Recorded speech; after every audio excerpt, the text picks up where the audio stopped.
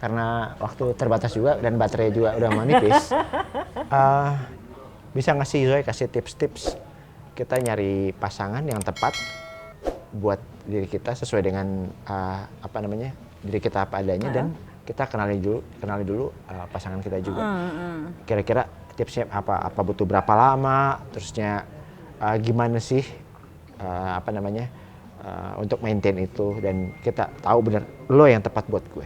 Oke. Gitu, untuk tahu bahwa dia orang yang tepat apa enggak, trust your heart ya. Percaya apa perasaan lo, kayak misalnya begini, gue percaya bahwa orang yang tepat itu membuat otak lo dan hati lo itu kompak. Tapi kan ada orang yang gini, kok perasaan gue tenang-tenang aja tapi otak gue tuh kayaknya selalu nyari-nyari kesalahannya dia, atau enggak di otak gue itu merasionalisasi semuanya, hati gue itu nggak serak, otak gue bilang iya, hati gue bilang nggak boleh. Jadi gue setuju sama orang-orang yang otak ketika dia jatuh cinta, otak sama hatinya kompak. Ya, you find a good reason why you loving this person and your heart it's in a calm and safe situation. Jatuh cinta itu adalah you feel vulnerable and safe at the same time. Ya, jatuh cinta itu selalu turunannya sehat. Jadi kalau lu merasa lo insecure, lo harus nyariin dia, lo jadi detektif, lo harus walking on the eggshells, kayak lo harus hati-hati mulu. Mau makan sate aja mesti nanya dia dulu, kalau enggak lo takut salah gitu. No, cinta itu membuat lo nyaman, membuat lo bahagia, membuat lo itu jadi happy sama ini orang. Dan theoretically ya, tipsnya adalah lo harus banyak cari kesamaannya, similarity-nya ya.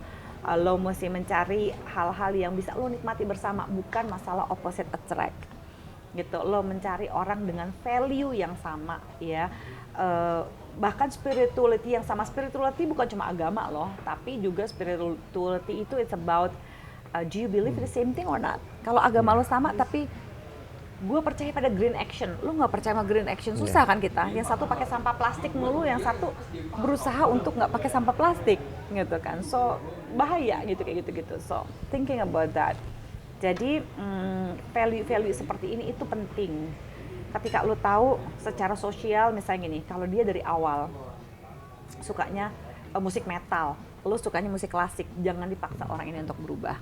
Ya, jadi socially lu lihat perbedaannya sejauh apa, minimalisir perbedaan, paling banyak similarity secara sosial, secara seksual, secara spirituality gitu ya, secara finansial. Cara ngabisin duit lo sama cara lo nyari duitnya relatifnya harus sama. Kalau enggak mesti cari jalan tengahnya. Itu kalau semuanya ini udah aman, sudah bisa dikomunikasikan, nggak harus sama tapi bisa dikomunikasiin, akhirnya lo dapat jalan tengah. Saling menerima. Married that person. Iya. Bibit bobot penting, selalu penting ya. Of course. Terus komunikasi harus bisa nyaman. Karena lo seksolog juga, tabu nggak sih ngomongin kita ngomongin udah dekat nih, ngomongin masalah seks karena sex education penting. Apalagi lagi digaung-gaungin sekarang ya. Ke anak-anak yang remaja pun harusnya udah ada, dan dalam pacaran pun jadi dia tahu gitu loh. Dia punya responsibility untuk itu. Yes. Iya, dari laki dan perempuannya.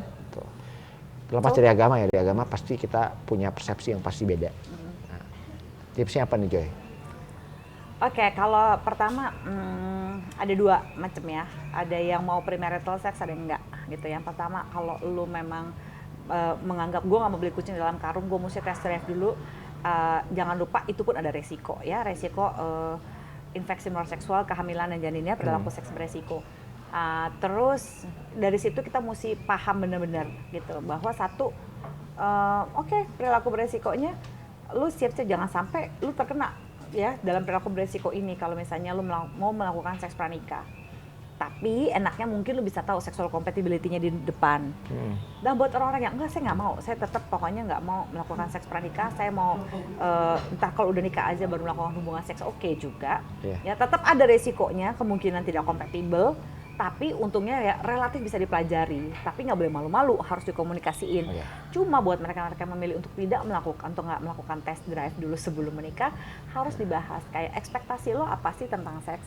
Apakah lo pikir kita bisa nge-seks setiap hari? Apakah lo pikir kita bisa melakukan hubungan seksual setiap hari? Atau banyak dikitnya itu kayak gimana sih menurut lo? Dan kalau kita lagi nggak cocok, gue kepengen lo nggak mau, atau di other way around, kita mesti ngapain?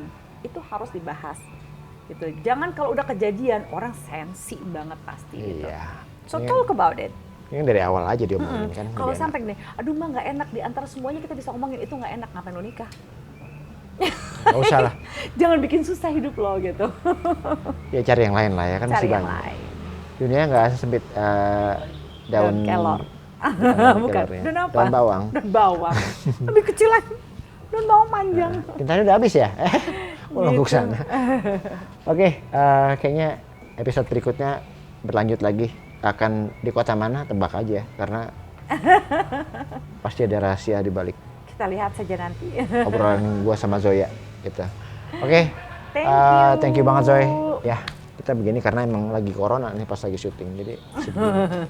Oke, gua Peace, Bang. Debi, terusnya Zoya Mirin, pamit dan sampai ketemu di. Jangan lupa nanti vlog subscribe juga di bawah ini. Subscribe, Juga Zoya vlog Mirin. vlognya Zoya ya, channelnya Zoya juga di subscribe. Oke, kita pamit. Sampai ketemu lagi ya. Yuk, bye bye. Thank you.